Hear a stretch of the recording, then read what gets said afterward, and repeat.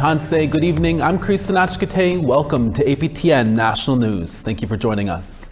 King Charles and Queen Camilla arrived at Ottawa's International Airport on Monday morning for a quick two-day visit to the nation's capital to deliver Tuesday's throne speech to launch Canada's 45th Parliament. Today was a symbolic visit with dignitaries and visitors, but in another part of the city on Parliament Hill, First Nation leaders from Alberta, Saskatchewan, and Manitoba gathered to voice their displeasure that this royal visit would not include a meeting with them. APTN's Fraser Needham has more. On Monday, Assembly of First Nations National Chief Cindy Woodhouse-Neepanak, Métis National Council President Victoria Pruden, and Inuit Taprit Kanatami President Nate Nobed were all part of the King's official receiving line at the Ottawa airport.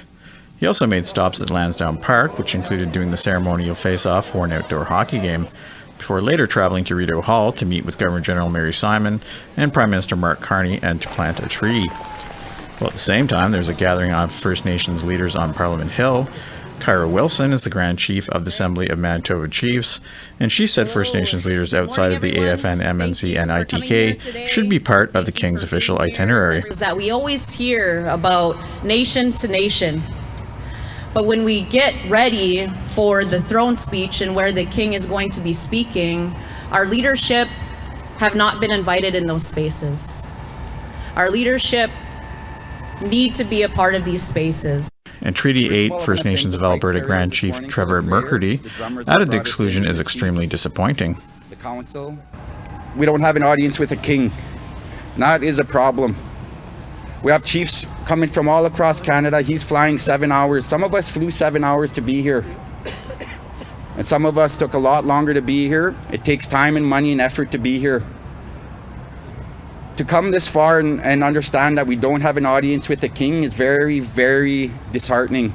Federation of Sovereign Indigenous Nations Vice Chief David Pratt said it is the King's job to remind the Prime Minister of the government's treaty obligations and commitments on reconciliation.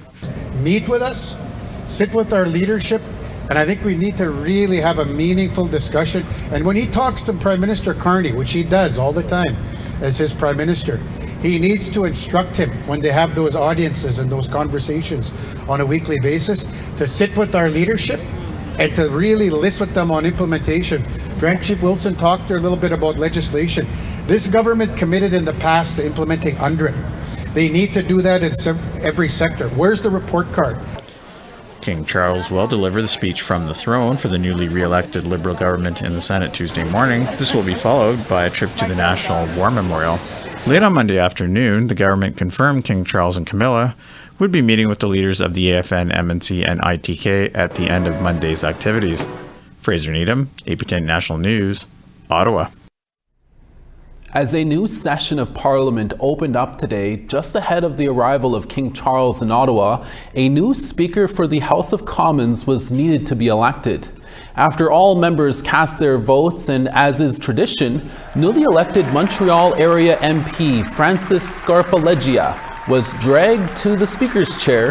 It will be Scarpaleggia's job to apply the rules and traditions of the House of Commons in an impartial manner so that business can be done in an orderly fashion.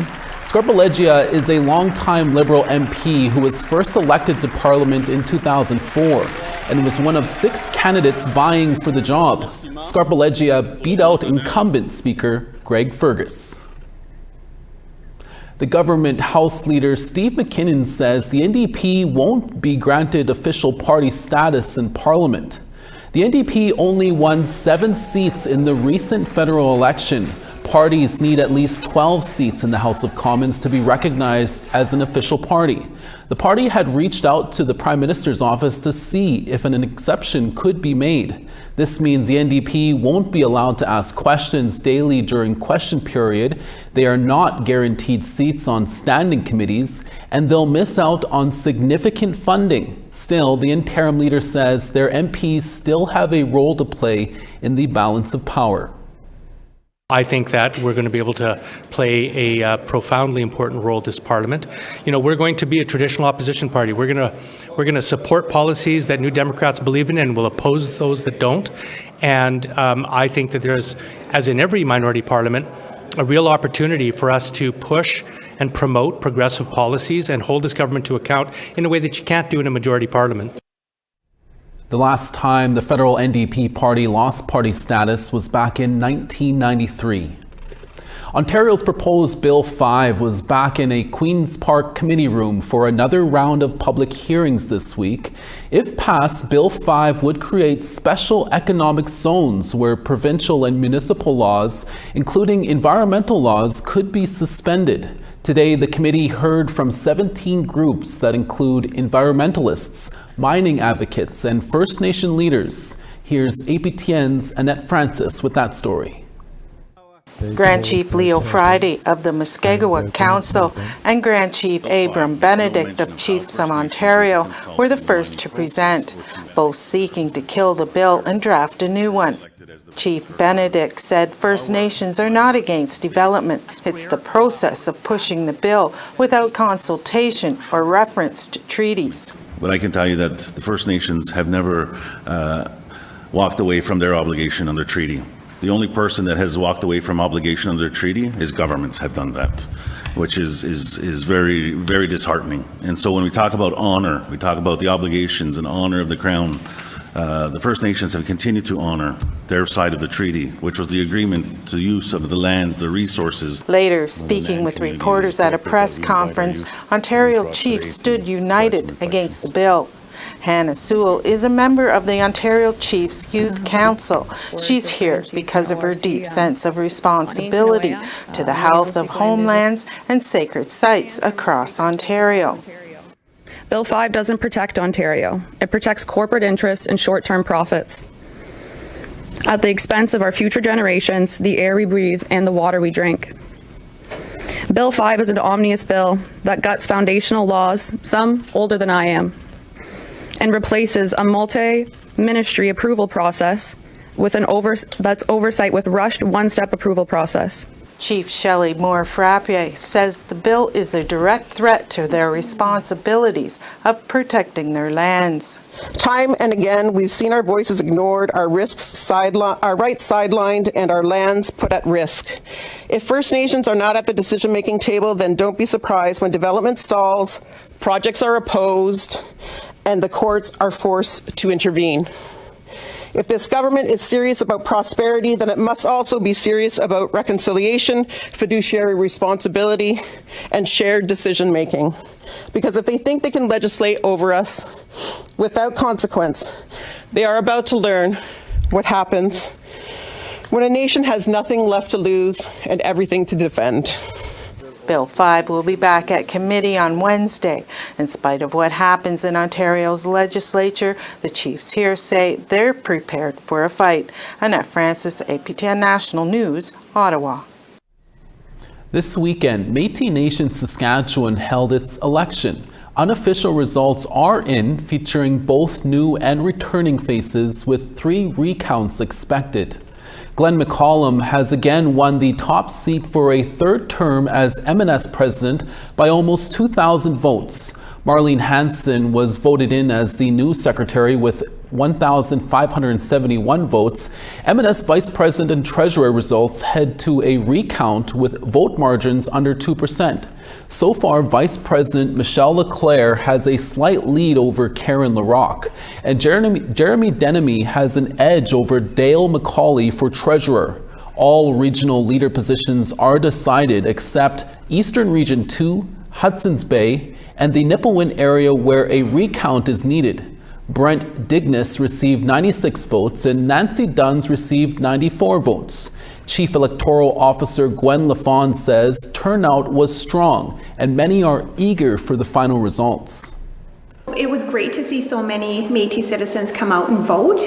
We did have over 5,000 voters take part in the election.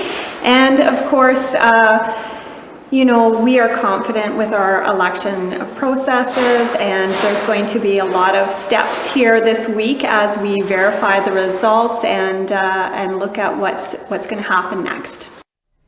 And the official results of the MNS election are expected to be released later this week. The Enoch Cree Nation near Edmonton held a band-only meeting on Thursday to discuss allegations that 2 employees committed fraud. APTN's Chris Stewart is joining us now in Edmonton today. Chris, what can you tell us about this development? The meeting was held at the River Cree Casino on Enoch Cree Nation territory Thursday afternoon. It was called by Chief and Council after questions came up of an RCMP investigation into the possible theft of as much as $1 million in band money. APTN was not allowed into the meeting and not allowed to speak to leadership or members after it was over.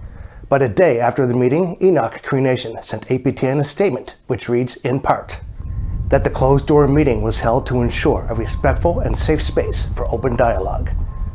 The statement also says an independent investigation is underway and Enoch Cree Nation remains committed to transparency.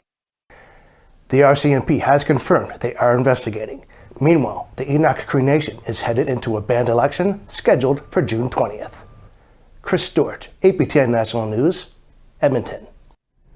Thank you, Chris. RCMP in Saskatchewan have made an arrest in a First Nation after a child under 10 was found deceased. That story when we come back.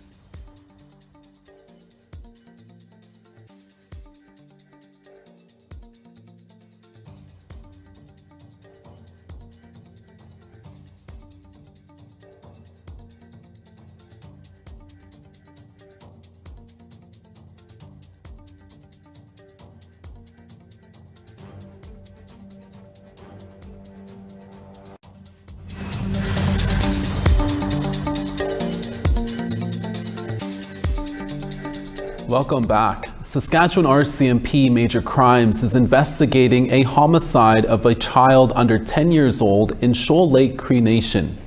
RCMP say they have charged 23-year-old Karina Young from Shoal Lake Cree Nation in Saskatchewan with 1 count of manslaughter. Last Friday, RCMP received a report about a child who had been seriously hurt at a home in Shoal Lake. They say the child was unresponsive and died in the home after police attempted life-saving measures. The death is now considered suspicious, and the woman and child were known to each other. Young made her first court appearance in Melfort Provincial Court today.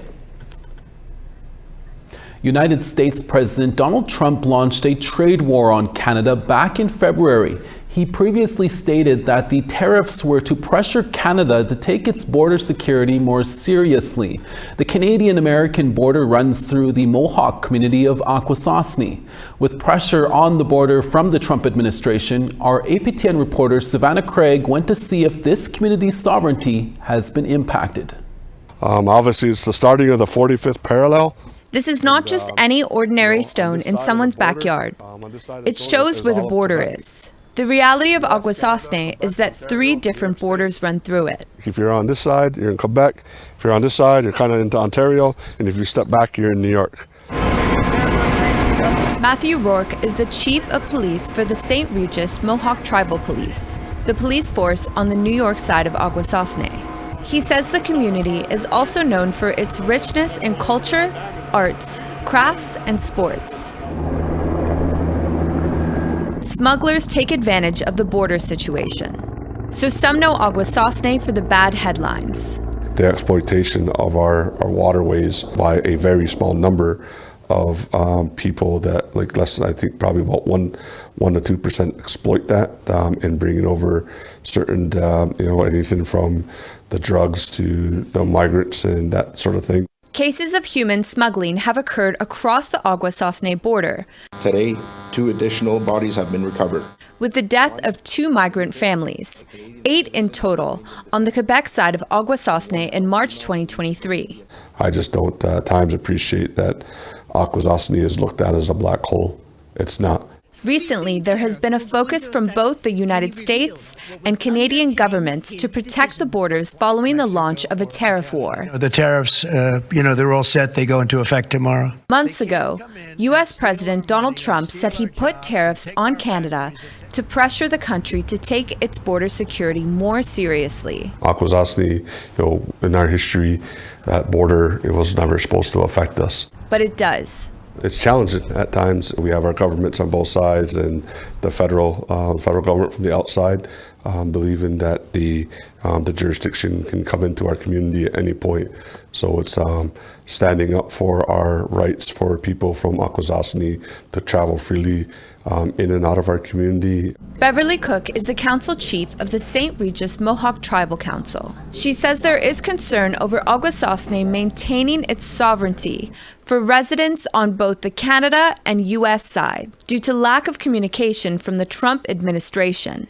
We think that that's imperative to maintain, a good relationship for our people, not to be worried, because they are worried about how they're going to be treated as they, pass the border frequently every day. And so there's been a lot of concern about how the border is going to, or how the border enforcement is going to impact them. She says she's ready to have these conversations with the U.S. government. We are the ones that should be determining citizenship in our own government, and it shouldn't be up to somebody else to impose those restrictions on our peoples. Until these conversations are had, the St. Regis Mohawk Council and police are working with partners outside of their community to protect the border. We expect that when other agencies, law enforcement agencies, want to enter the territory, that they're to meet with tribal council, at least notify tribal council. And if they do that through our chief of police, that's fine too, but advance notice is always expected and usually is respected by the outside agencies. So that basically gives us control over who enters the territory. and we, exercise our sovereignty in that way. Rourke says more funding to the tribal police will help maintain Akwesasne's sovereignty and protect the border. Times have changed. It's a little different. You have to work with it.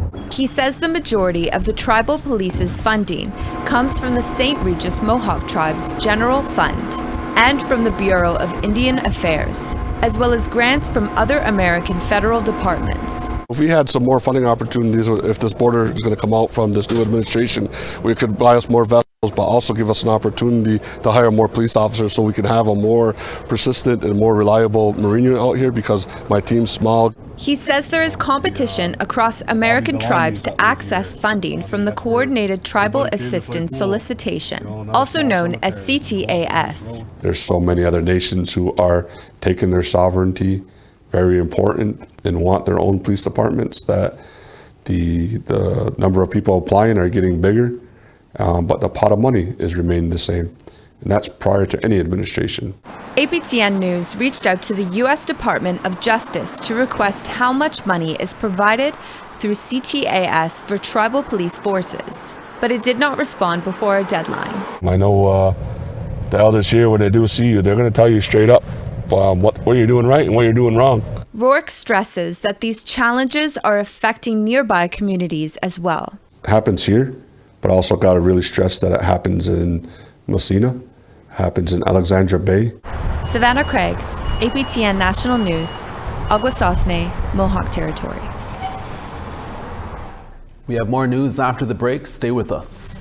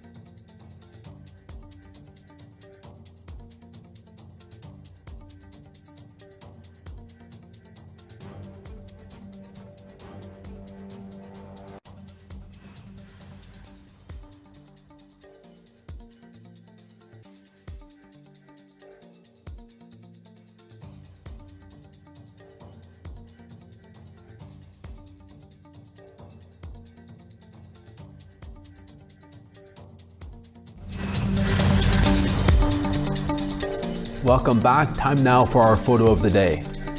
Karen Sear was able to capture this beautiful photo of a gashawk near her home in Burns Lake, British Columbia.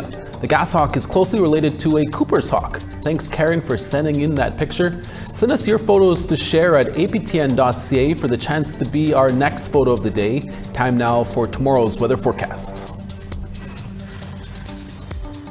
St. John's 10, Charlottetown sunny and 18. The Grand River 21, Anujuak 5. Saguenay 26, Quebec City rain in 24. Sunny in Ottawa at 25, Sault Ste. Marie 20. Timmins 22, Sioux Lookout 23. Puckatawagan 27, Thompson 23.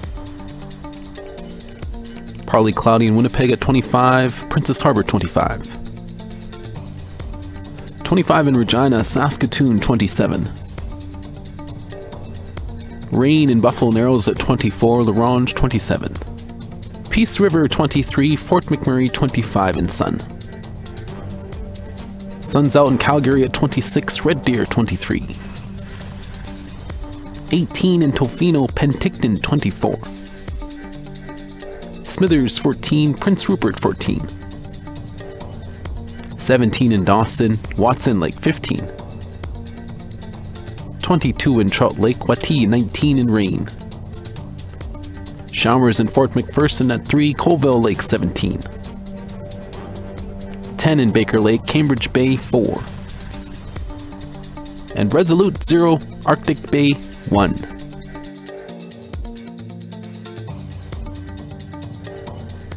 Children across Canada recently took part in an arts program focused on how they want to contribute to reconciliation. Kindergarten to grade 12 created projects for a chance to receive a micro-grant to see their visions come true. The Imagine a Canada program runs through the National Centre for Truth and Reconciliation. Since 2016, the program has received more than 1,500 submissions. On Friday, the 31 winning projects for 2025 were honored at the Canadian Museum for Human Rights in Winnipeg. 15 were art and essay projects, 16 were reconciliation projects like podcasts, building sharing spaces, and murals at schools. Micro grants of $750 to $1,500 were given to make the students' visions a reality. Christine Sear is the University of Manitoba's Associate Vice President Indigenous. She says the ideas of the children's are worth believing in. This year's Imagine a Canada projects moved me deeply. Sewing clubs, food gardens, podcasts, carvings, murals, essays, songs, art, photography. You didn't just imagine change, you created it. You stepped up and you used your own voice in your own way to take action. Imagine a Canada might sound simple, but it asks something profound. What kind of Canada do you see? And that's all the time we have today. From all of us at APTN National News, hai miigwech masicho kwana. Thank you for watching, and we'll see you again. We leave you with some sights and sounds from day one of the King and Queen visit. Ekse.